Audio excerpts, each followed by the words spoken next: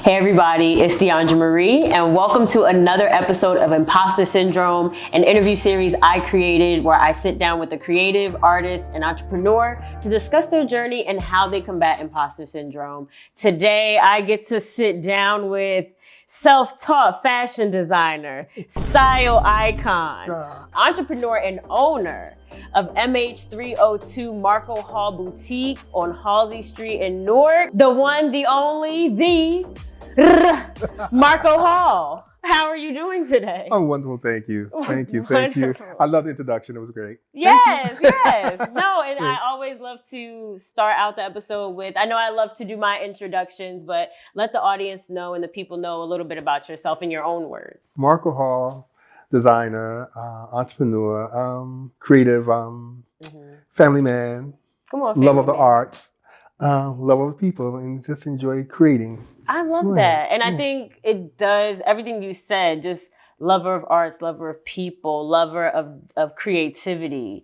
It just shows in your personality. Like your energy is very like soft, humble, but very warm, you know, and very like grateful. You know, so I just appreciate you sitting down with me today. Thank you. Thanks for having me. Of course. And I want to talk about, we could even fast forward a little bit about your being self-taught, like a self-taught designer. I'm sure this is all you. Yes.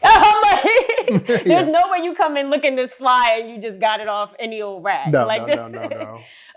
But it took years to get here. This is not something that just happened overnight, right? So talk to me about your journey and dealing with some of the frustrations that can come with being self-taught and how you've grown to get to this point. You know, the sad part, I never even thought about that. The journey was just something I wanted to do. I always just wanted to be an individual.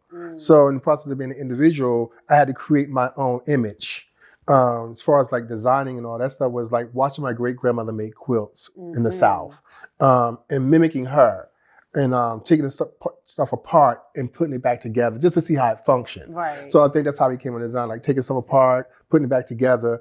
And it just grew into, like I said, I always wanted to be an individual. So as being an individual, again, you have to create your own thing. Then I started going to thrift stores and taking stuff apart and restructuring things and then making stuff. Then I finally bought a machine and started making stuff. And then it's like kind of grew into a business, started doing stuff with friends. And then it just grew and grew and grew. And now it's my life. What was it like just knowing who you are enough to create your own clothes? You know, my mother used to say to me all the time, I used to always, when people used to say stuff to me or do stuff to me, she would say to me, who takes care of you? Who puts food in your mouth? Who puts a roof over your head? She like, me, no one else. If they ain't taking care of you, then you gotta worry about them. So it kind of shapes me to be like, well, I walk my own walk, whether you like it or not. So then walk my own walk. And it's like, I didn't want to walk outside and see a clone of myself.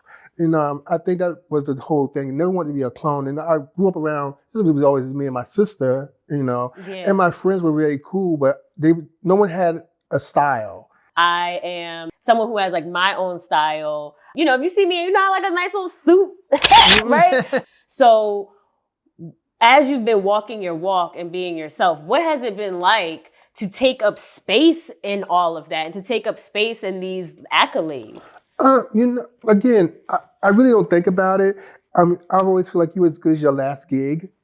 So, you know, you've done it, it's done. What's next? And I'm always for what's next. It's beautiful to have the accolades to say, you know, it looks good on a resume. It looks good for people to see what you're doing so they can say, hey, he's worthy or she's worthy of something else. So I'm always looking for the next. So it's beautiful. And, you know, and I like it because I get to build relationships with these people, you know, and they respect my work. They respect what I offer them and they come back. And that's what I love, the fact that they come back. And, you know, and like I said, the relationships. I'm about relationships. That's why I continue to keep my store very more couture-like, custom-like, because it's the relationships you build with people. Because you get to know people, you get to understand people in the walks. You know, they ups and their downs, what they like and don't like. So I like all that. You know, you become like a therapist in your own head. You know, so you kind of figure all that out. So do you ever feel like you do experience imposter syndrome? Because like on one piece I do feel very much like I'm confident this is who I am, is embedded in the fabric of my who I am. But is there ever moments where it seems almost too good to be true, or like you said, that nagging voice of you could be better? Does it get louder than that? It doesn't get louder, but it definitely is that thing like, I should be doing this, you know, I should be going about it like this. Like, you know, I guess, you know, sometimes you watch some of your peers and you're going, they getting it, but I also have to realize where I come from. You know, you brag about your work to say, hey, I've done this. But when you always constantly talk about something you've done and not something that you're doing, then you ain't really doing nothing. Yeah, we just living in the past. Right. What you're doing is living in the past. I feel that, and I think you said something that stuck out to me, which was you don't have to say anything. Right. People recognize it. Right. People see that. Right. And so, speaking of being recognized, your work, your designs are beautifully on display at the Newark Museum of Art, a part of a bigger exhibit for Newark designers and artists, and which is the first of its kind at the Newark Museum of Art. Hey, enjoying this convo? Join my Patreon tribe for the full uncut episode, plus early releases and exclusives you won't get anywhere else. Click the link in the description, head on over to Patreon, and become a part of the fam. Okay, so now we are at the portion of the episode where we are going to play a little game. Okay, game. Here we go. This is going to be fun. We calling the game Hall Pass. Okay. You get it? Hall Pass. So I'm going to show you a series of red carpet photos from this year's award season. And you got to let us know, do they get the hall pass or are you sending them back to class? Okay. All right. Now, my mama done helped me narrow down this list because I had about 20. We don't got that much time. So we're very curious to see how you feel about these. Okay. Okay. First one, Coleman Domingo at the Oscars. Pass. Talk to me. Talk to us. What's giving? The whole look is very classic, but yet has a retro feel to it, but still current. The fit is great. The shoe is great. Like the tie. He's on point. He's on point. He didn't miss this whole season. Hello? Okay. Well, we don't have all his looks, but we'll take your word for it.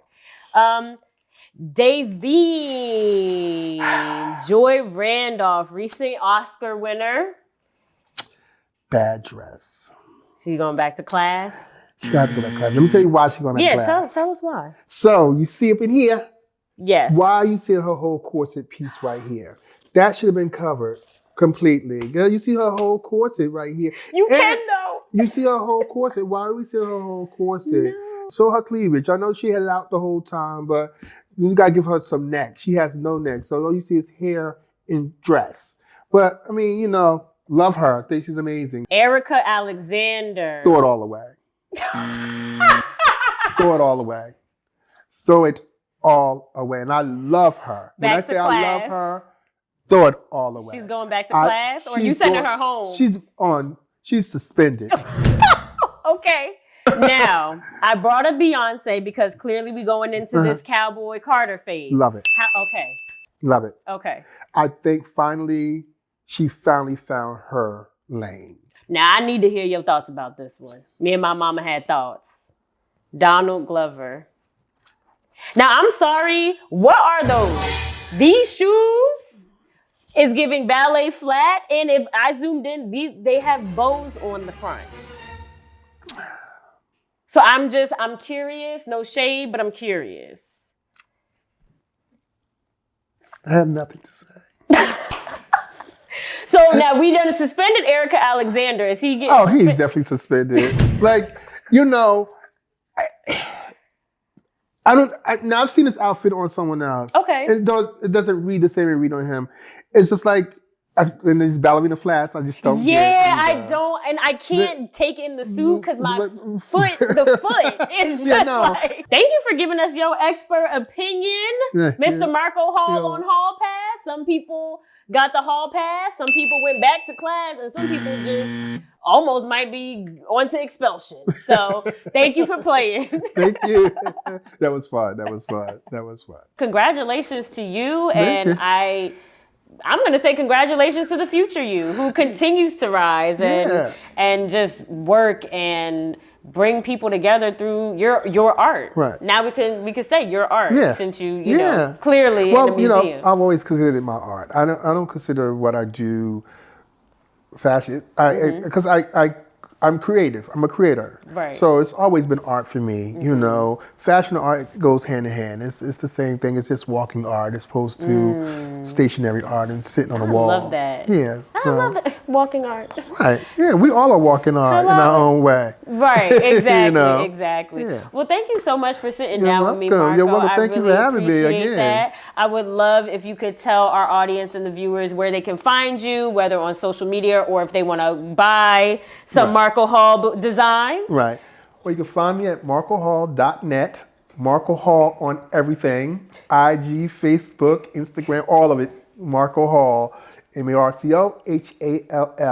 So, and you come down to my boutique, 29 Halsey Street, Newark, New Jersey. Right. I'm there every day, except for Sundays. Sometimes I'm there on Sundays too, but we ain't gonna tell nobody that. Right, yeah. You gotta hit him up personally for that personal appointment. That part. Thank you so much, Marco, for sitting down with me. I appreciate it. Thank you. Thank you guys for joining us for another episode of Imposter Syndrome.